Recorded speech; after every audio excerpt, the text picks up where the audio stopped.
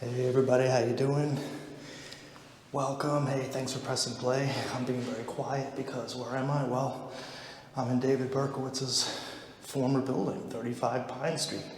Now, of course, 42 Pine Street, and we are on the 7th floor. Oh, and of course, we're here because I want to do a little companion video to a live stream that I'm going to do about April 1977.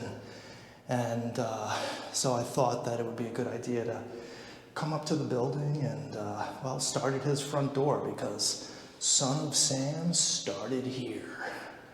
All right, so we'll get more into it when I'm able to talk a little more, but I'm going to take you to his front door. Then we're going to go see Glassman's. Then we'll get out of here and we'll start with the business of the day. All right, hope you guys enjoy it.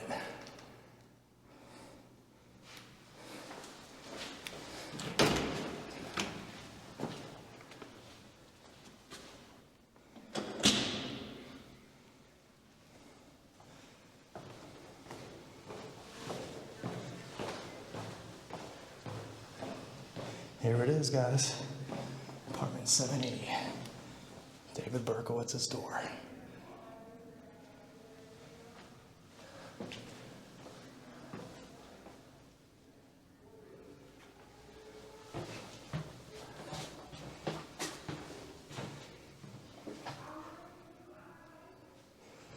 This is where he came to every night after he prowled the streets looking for another victim. Sometimes unsuccessful, sometimes successful. So of course a lot of famous photos were taken here. Let's explore this a little more. So you can see it's a very long building, lobby, entrance, or whatever the hell you call it, hallway. That's the staircase where he would go down the steps every day to bypass the elevator, they said. And actually, let's see where the elevator is, because that might be another thing which, like, oh, the elevators are all the way here. So it's like all the way down at the end of the hallway. I can see why he wouldn't want to take the elevator. Then we have like a whole, we have like a whole other hallway down here. Interesting. So this is the view of Pine Street from Berkowitz's 7th floor. And he would, again, would be all the way down at the end of this hallway. So let's take a look at Glassman's door, and then we'll get out of here where I can really talk more about, well, what I came up here for, which is the whole notion of, like, Maury's portrayal of Berkowitz's neighborhood crimes and how Maury Terry himself put those into context with the Son of Sam, and how problematic and, well, quite frankly, wrong I think he was, and how I want to correct that record today. But let's see Glassman's door.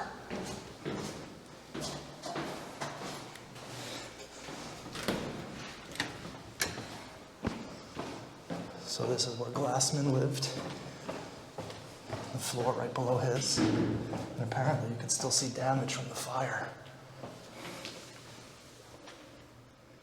Isn't that something? They didn't fix the door in like 40, 50 years. So this is where Berkowitz led his fire that morning. Early morning, August 6, 1977. Apartment 6E. All right. All right, cool. So this is fun. Let's go down the steps that Berkowitz took every day, much closer to his doorway than the elevators. Now it gives us a little insight into what was up there.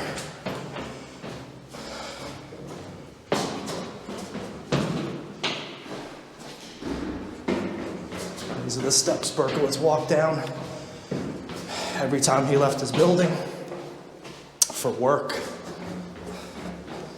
for prowling, hunting, and of course the night he got arrested. He walked down this very staircase out the front door that we'll be going through and into his date with destiny. All right.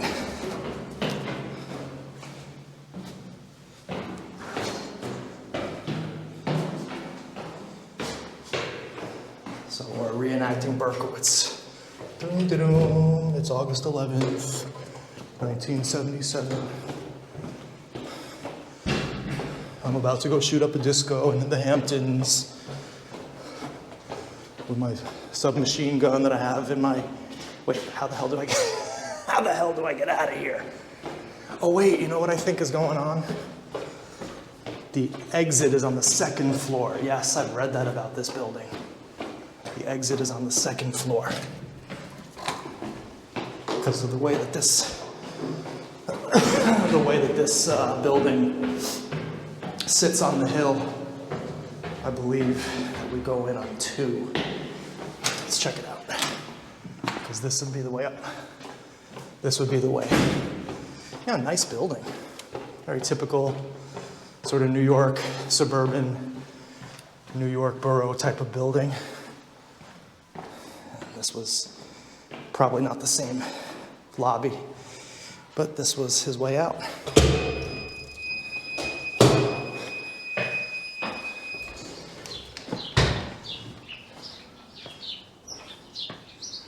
And of course, he just walked a simple distance down this way, where he met and the NYPD, and the rest is history.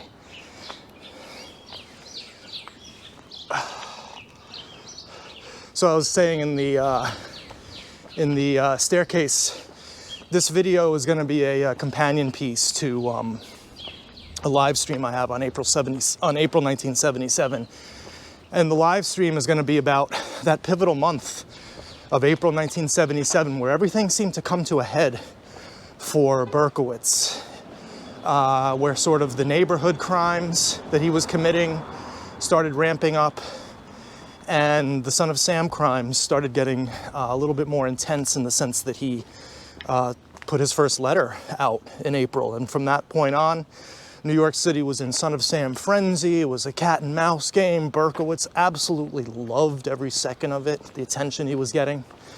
In fact, he wrote to Abramson that the plan the whole time was to get arrested and to get caught. He said there was no point in doing the, I'm paraphrasing the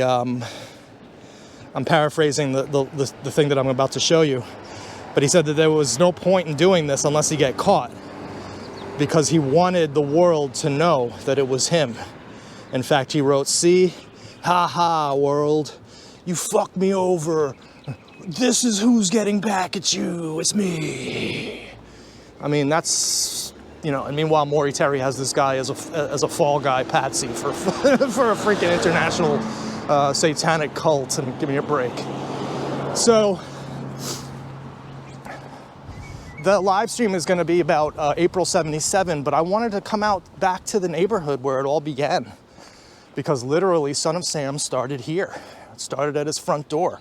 In fact, Berkowitz took a page out of the permaculture handbook, which says, start at your front door in terms of gardening and all that kind of stuff. And I'm sure he didn't know it, of course, because permaculture it had just been invented in 1977, but Berkowitz didn't strike me as the kind of guy, I'm gonna go sit here in an old school spot and talk for a couple minutes. Berkowitz didn't seem like the type of guy who was up on sustainable agriculture to me. But nevertheless, he started at his front door, and that front door, of course, emanated first out to his neighborhood, and then, of course, into the Bronx, and then into Queens, and then into Brooklyn, all the while kind of engulfing the entire city into this dude's web of madness. I mean, that's kind of the entire Son of Sam story in a nutshell. We've already stripped away, of course, all the BS, all the Husau, all the Maury Terry crap, and of course it was Billy the artist that helped us do that the most. Despite all the work we had done, it really just took 2 panels of comic book art in order for everybody to realize the extent of Maury Terry's psychopathology. So I know what probably people are saying out there, like, Manny, you said you were uninspired, like you couldn't do anything after Billy, you couldn't top Billy. And I woke up this morning and I realized one major thing. I don't have to top Billy. That's not the name of the game, is constantly topping myself. We actually have a lot of work to do now that we are finally After 3 years of studying this, first starting out as a Maury Terry fan in 2021, March of 2021, and of course by June of 2021, I had already had all of the most important Maury Terry files. I had them years before the rest of the Son of Sam community had. So of course studying those files is what helped me realize that Maury Terry was full of crap. I was way ahead of the game in terms of that. People say, well, why'd he change? He started this to fool people. No, I didn't. As if I would waste my time doing that. I started this not knowing a damn thing about this story except what Maury Terry taught me. And then I got his work and I realized that he was full of shit. So nothing more serious than that. And speaking of full of shit, this whole way that he characterized these neighborhood crimes is full of shit. Let's take a reading from his book, shall we? As far as Berkowitz was concerned, on the afternoon of August 10th, 1977, everything had gone wrong since May. At that time, sources say, a meeting of conspirators was held, and the possibility of someday having to donate a scapegoat to the police was discussed. Okay, I'd like to know who the source was. I'd like to know where this meeting was, who took part in this meeting. No one was picked out then. Ideas were tossed back and forth, but nothing was resolved. It was thought that perhaps some innocent, hapless junkie could be set up. Yeah, as if the cops were going to believe that. But Berkowitz made his own decision that day, and he began to implement it in June. Now, here's the money shot. After the publication of the Son of Sam letter to Jimmy Breslin, a letter that tended to set up someone called John Wheaties, rapist and suffocator of young girls, more than anyone else. But in Berkowitz's mind, here we go, there was one certain way to ensure he wouldn't be the fall guy. He'd get himself arrested for something else, as a writer of threatening letters. So, in this passage, Maury Terry actually commits a true crime. He negates to tell you, weirdly, because he did get into the Netto crimes later, and he did talk about the car crimes. But in this passage, he would have us believe that none of those crimes in the neighborhood mattered, that they were all part of some elaborate ruse in order to set himself up as an insanity defense, and or to get arrested for being a letter writer before the Son of Sam could be arrested. Actually, that would have been a really good, in my opinion, that might have actually worked back then if he had gotten arrested beforehand. And probably that's why Maury Terry thought of that plan and put it in his book. But if you look objectively at the evidence, it's just simply not true. Okay, and I have a few notes here because I like to keep my mind organized. So the question is, of course, is this Maury Terry passage true? And I don't think it is. And by believing that Berkowitz set a plan into place in May of 1977, right after the pivotal month of April, which we'll talk about in the live stream, where his fury reached an absolute pinnacle. Okay, Maury would have us believe that it all started in May and it was all meant to just get him off the streets as a writer of threatening letters. But what about the rest of his neighborhood crimes? Yo, Son of Sam started here. Son of Sam started in Pine Street, Wicker Street, Warburton Avenue. In fact, Son of Sam, I believe, can only be understood holistically with his neighborhood crimes, with his neighborhood crimes added to the mix in order to really get perspective on what the hell was actually going on in this neighborhood, and with his mind as well. Remember, Maury confused a lot of us. He got a lot of us really effed up in terms of thinking that Berkowitz was a hapless patsy. He painted this picture of Berkowitz as some schlub who wasn't even part of like the whole deal of Son of Sam, just like a bit player in Son of Sam, when the truth was that he was the only person doing this. And Son of Sam started here.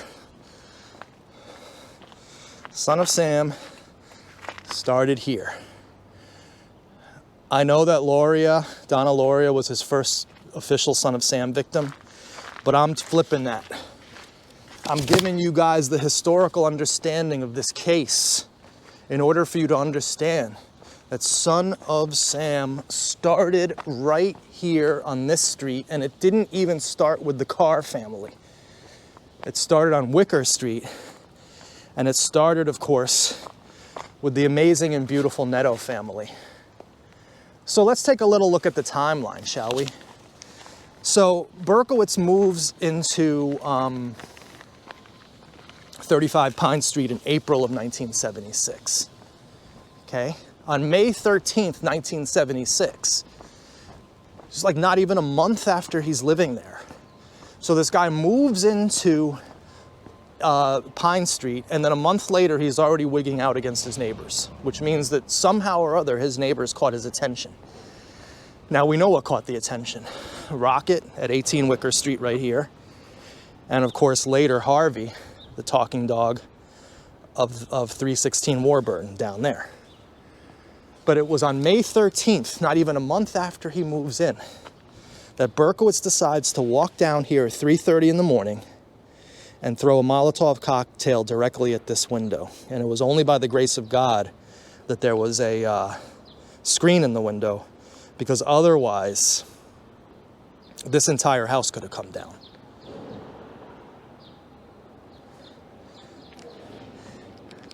And then even more interesting about that is that 2 or 3 days later, sorry, I'm just having some technical issues here. There's numerous reports in his building of shots fired. Oh, I'm sorry, there's one report in his building of shots fired. And then there's a report of shots fired on the aqueduct here, all on like May 15th and May 17th. Right now, we don't have any proof of those shots being called into the police that ended up being unfounded, actually. We don't have any proof that that was Berkowitz. But what's interesting about that is that it mimics what later happens to the Nettos. Remember, the Nettos got swatted. So it's very similar. It's a call to the police about shots being fired when there's actually no shots being fired. So the question is, did Berkowitz do that swatting incident? I would probably say that he did. It's not part of his MO with the letters and the dog shootings, but still, I mean, who else is it going to be, right? So it gets interesting. So here we are, of course, behind the Carr family house, which fares, of course, heavily into our live stream about April 1977, because even though Berkowitz was doing his thing initially against the Netto house at 18 Wicker Street,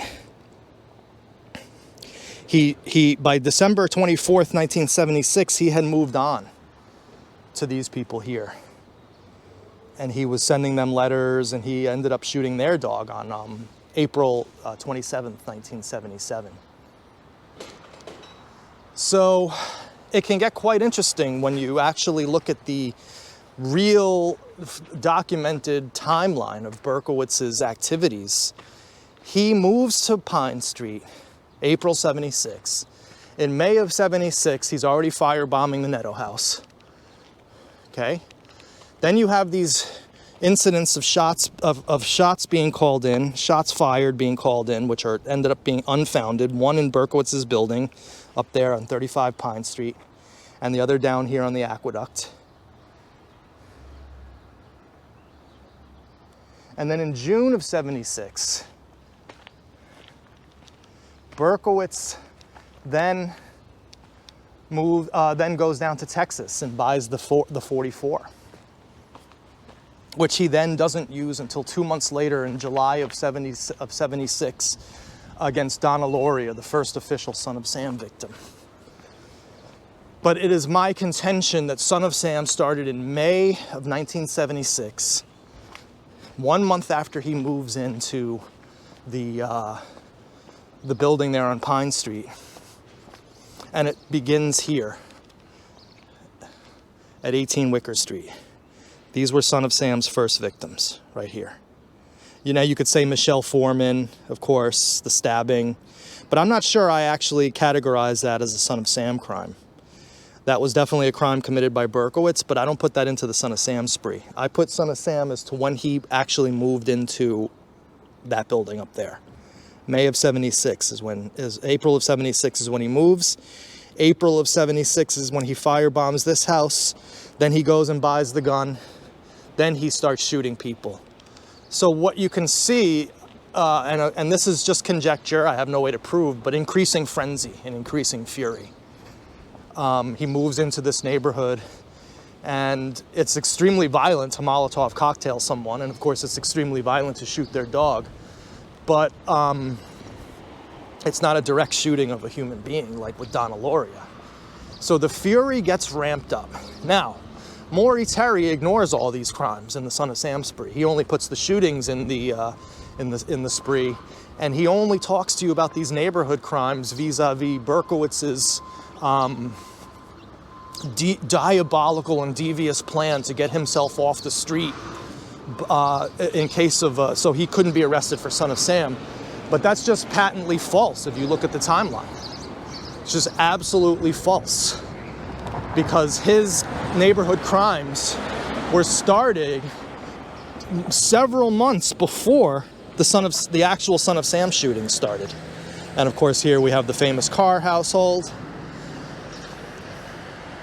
The House of Sam, husband of Francis, father of John, father of Michael, and father of Wheat, who all lived here as a nice, happy family with their answering service, bothering nobody, committing zero crimes, having zero public record of anything wrong with them. They might not have been the nicest or most popular family in the world, but they were absolutely innocent victims, of course, of the crazy dude up there who was looking down as the Lord of Life and looking down as the Lord of Life.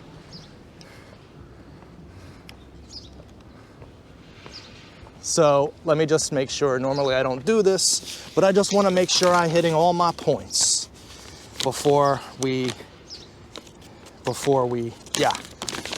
say goodbye today, because I just wanted to come out here and kind of touch base with this topic, but really we're going to get deep in it on the live stream entitled April 1977, because it all leads up to April 1977. Until April of 1977, there was no Son of Sam.